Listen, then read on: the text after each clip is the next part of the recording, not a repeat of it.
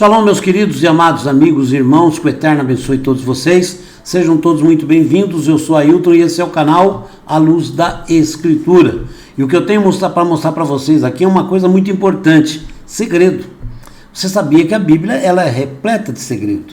Inclusive as palavras, da Escritura, ela tem segredos por detrás delas. Os grandes sábios na antiguidade ensinavam que as palavras da Escritura Sagrada, cada palavra ela contém 70 entendimentos, ok? Por isso nós temos que ter muita atenção no estudo. 70 entendimentos. Para você estudar a Escritura, você passa a vida inteira e não conhece quase nada. Essa que é a realidade, tá bom? Muita gente aí se acha super entendido. Nós temos que aprender a vida inteirinha. E mesmo assim nós vamos morrer sem saber quase nada, basicamente nada. Por isso é que nós temos que adorar o Criador Eterno, porque é o único que é absoluto em conhecimento, sabe tudo, Então nós temos muito que aprender, tá bom? Eu quero só que você preste atenção em alguns achados arqueológicos que esclarecem algumas coisas, e eu tenho esses dias, tido alguns sonhos, e nesses sonhos eu sinto como um alerta de algumas coisas que estão acontecendo. Muitas vezes as pessoas não se preocupam. Ok? Olha bem aqui. Anúncio arqueológico recente revela os segredos dos profetas.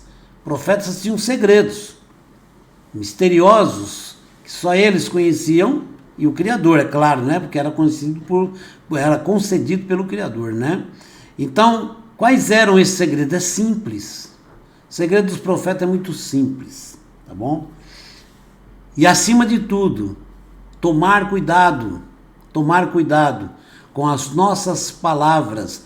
A Bíblia fala que nós fomos feitos à imagem e semelhança do Criador, portanto, nós temos o poder de criar, Você pode criar o seu universo, tá bom? Positivo ou negativo.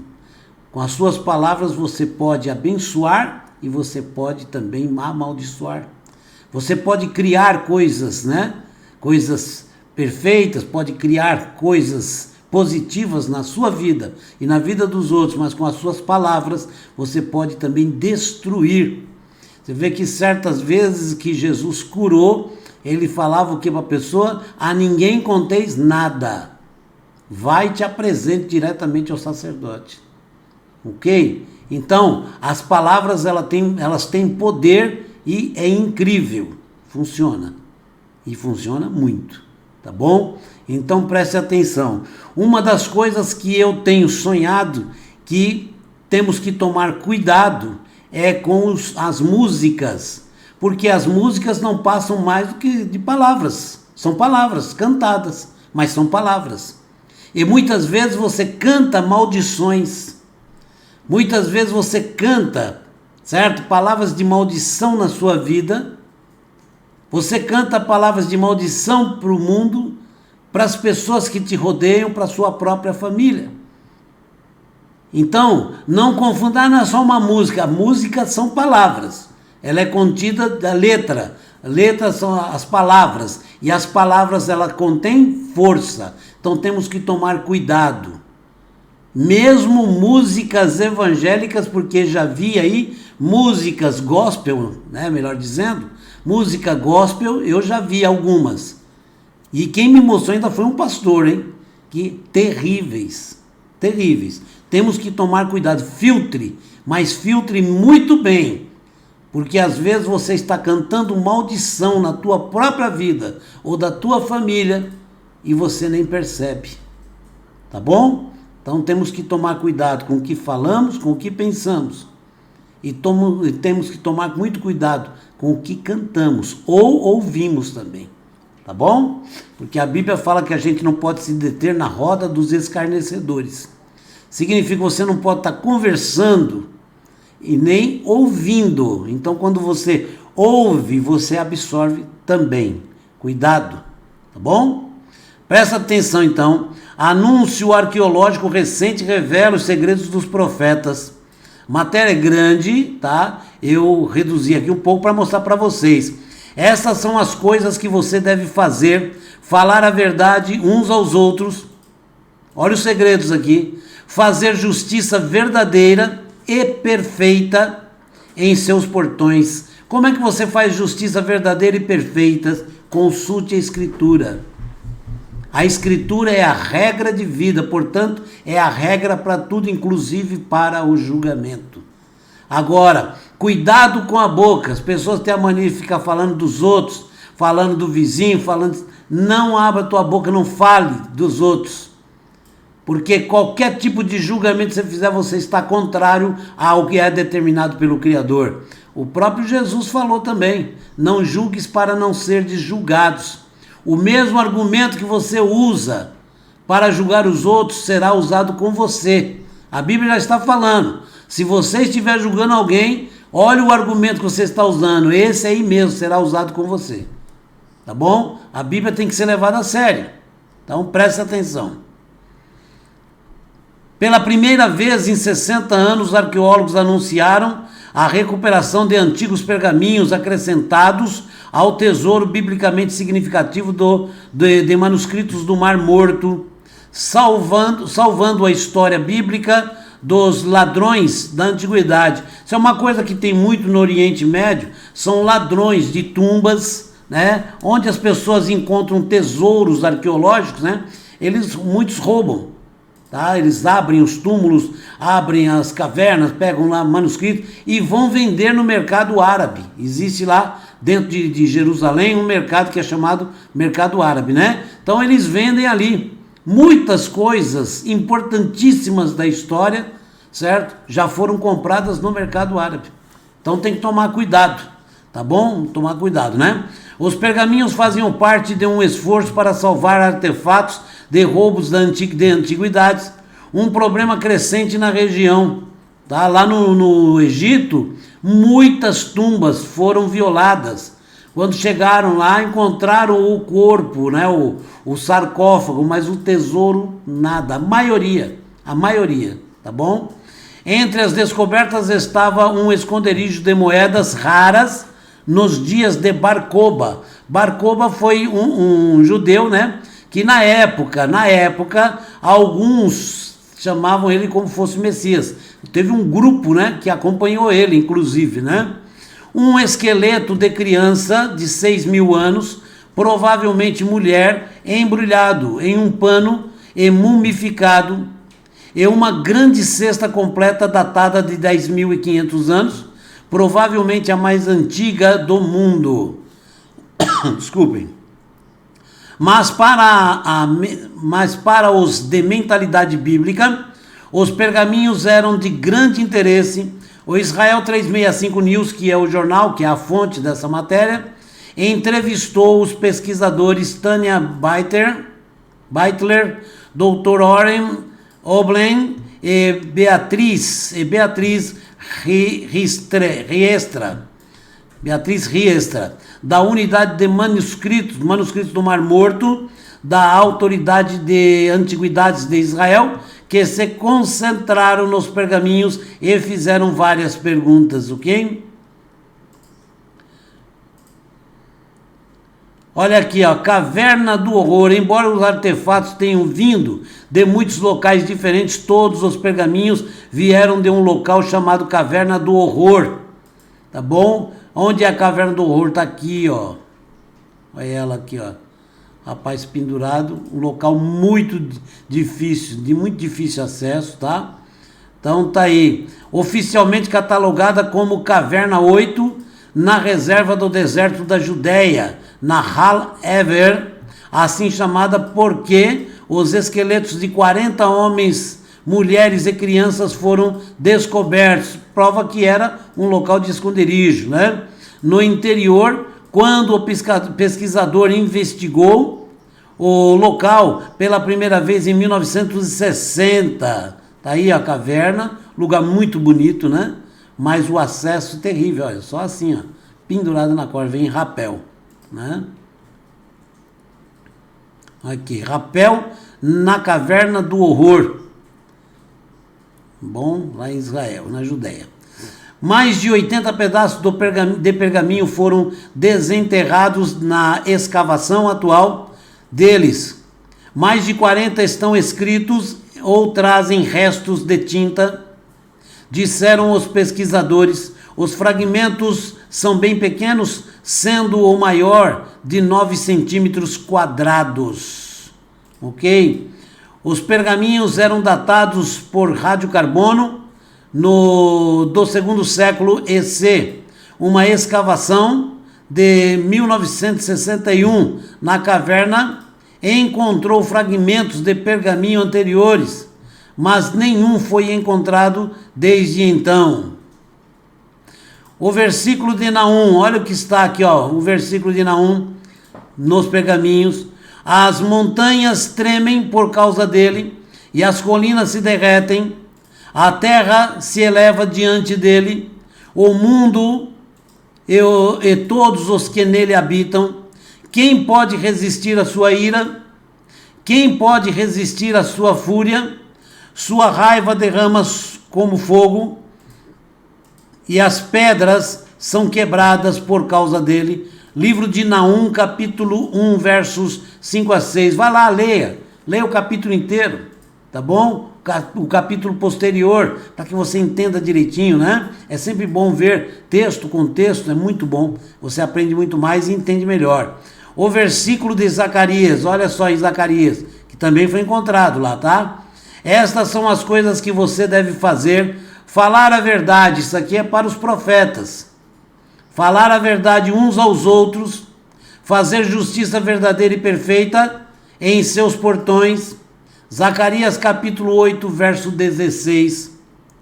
Os perseguidores concluíram que os pesquisadores concluíram que os pergaminhos foram escritos por 2 escribas diferentes. Olha aí, ó, a conclusão dos estudos, né? Os novos fragmentos fazem parte de um manuscrito já conhecido que foi descoberto na década de 1950 por saqueadores de antiguidades, tá vendo aqui, ó? Saqueadores, né? Que é mantido hoje pela Autoridade de Antiguidades de Israel. Disseram os pesquisadores, tanto os fragmentos previamente conhecidos como os novos são escritos por 2 mãos diferentes, que diferem no tamanho e no estilo das letras. Enquanto a mão 1 é menor e mais ornamentada, uma coisa interessante, né? Os pesquisadores conseguem identificar até o tamanho da mão. Que coisa maravilhosa, né? O que significa que carrega ganchos e meias serifas.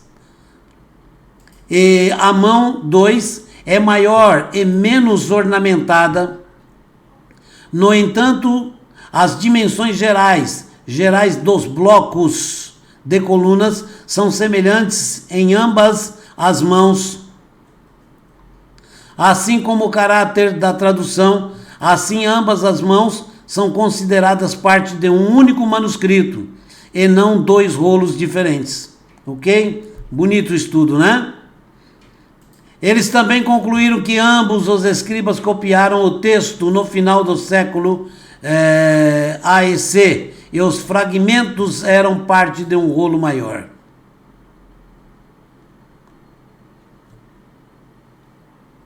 Olha só aí, fragmentos. Olha que coisa difícil de você identificar.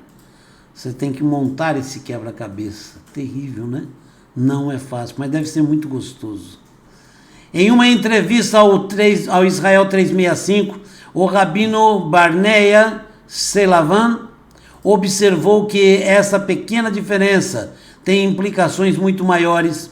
Os portões eram onde os negócios eram feitos, explicou o rabino Selavan. Como resultado, os tribunais também estavam nos portões. Olha que coisa interessante. Isso aí já conhecia.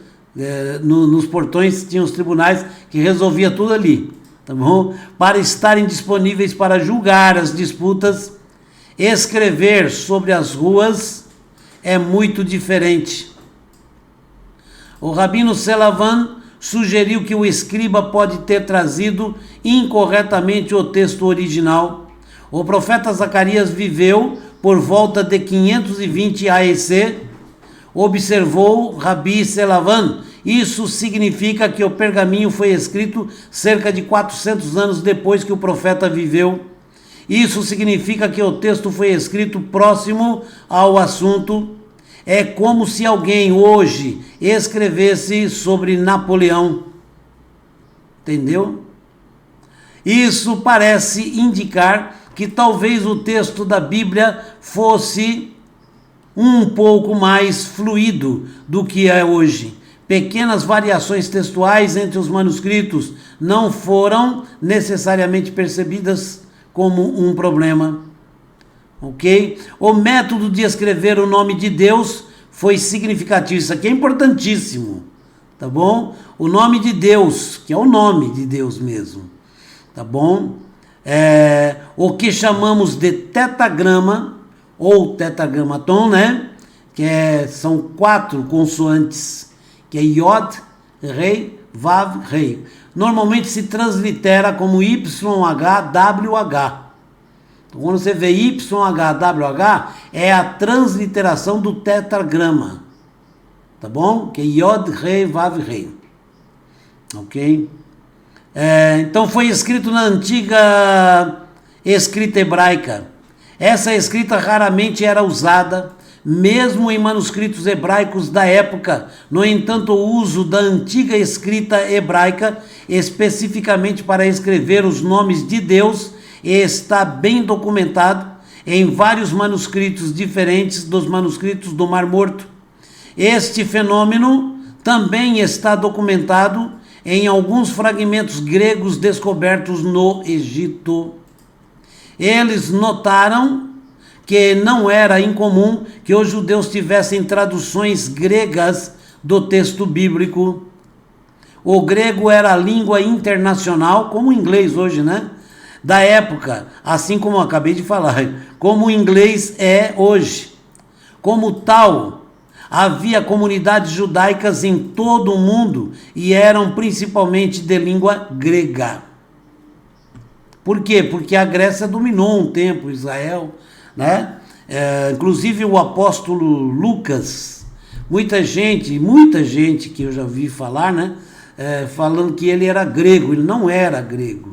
Nenhum dos apóstolos era estrangeiro, né? Paulo tinha cidadania romana, né? Lucas nasceu e era médico em uma região, certo? Que era helênica, né? Tinha domínio grego. Então ele nasceu ali naquela região. Muita gente fala que ele nasceu na Grécia. Não, ali não era da Grécia, era Israel, só que foi dominado um tempo, certo? Depois perdeu o domínio, mas os costumes gregos, eles foram absorvidos muito pelos moradores da região. Então, Lucas, o apóstolo Lucas, que era médico, ele nunca foi grego, era judeu. Como o caso do apóstolo Paulo, era também cidadão romano, mas ele tinha cidadania romana, mas ele era judeu de nascimento. Tá bom? O mais notável entre eles foi a enorme comunidade judaica do Egito. Na Judéia, os judeus tendiam a falar hebraico e aramaico. O aramaico hoje ainda é falado, né? Caiu muito, mas é falado. Uma região da Síria, parece que tem uma outra região, então uma pequena região da Síria, tá? E existe uma outra pequena região também que se fala o aramaico. E muita gente no mundo inteiro fala. Existem religiões que usam o aramaico, né? Então, na Judéia, os judeus tendiam a falar o hebraico e o aramaico, mas muitos parecem estar familiarizados com o grego também, ok? Então, tá aí esclarecido um grande achado dos manuscritos do Mar Morto, né? Então, tá aqui, ó, parte do rolo do livro dos profetas menores, escrito em grego, tá? Foto Shai Halevi, Autoridade da Antiguidade de Israel. Então tá aqui, ó. Esse aqui é fragmentos, certo? Do livro dos profetas menores, certo? Tá aqui, ó. Esses fragmentos. Tem algumas fotos mais, deixa eu mostrar para vocês, tá aqui, ó. Certo? São fragmentos também. Para quem não entende, pessoal, olha, eu acho que é um monte de coisa velha aqui, né? Mas são de suma importância para o nosso conhecimento. Ok? Aqui está a Caverna do Horror. Está aqui o rapaz descendo de rapel, que é a única maneira de chegar até a Caverna do Horror, certo? E aqui são manuscritos, já todos bem arrumados, né? Colocados, ninguém pode ficar encostando a mão. Então aqui tem um vidro, certo? Eu já vi isso aqui de perto, é uma coisa maravilhosa e fica arrepiado, viu? Fica arrepiado. Aí, de novo. E é isso aí, gente. Tá bom? Qual é o segredo dos profetas? Aqui, ó. Livro de Zacarias, capítulo 8, verso 16. Tá bom? E estas são as coisas que você deve fazer. Tá bom? Regra para os profetas, portanto é regra para todo o povo do mundo. Falar a verdade uns aos outros. Certo? Segredo, hein? Falar a verdade uns aos outros. Fazer justiça verdadeira. Porque existem muitas justiças de acordo com a vontade dos homens, né? Essa não é verdadeira. E perfeita. Tá bom? Justiça verdadeira e perfeita. Em seus portões. Significa dentro daquilo que te pertence, dentro da sua cidade, sua terra, seu país, dentro do seu lar, faça justiça verdadeira e perfeita. Livro de Zacarias, capítulo 8, verso 16, ok? Shalom, um forte abraço, obrigado pelo apoio de vocês. Tá aí um pequeno estudo e mostrando para vocês um grande segredo. E outro segredo, cuidado com as palavras, tá bom? Cuidado com as palavras, você pode trazer coisas malignas para você, tá bom? Shalom, forte abraço.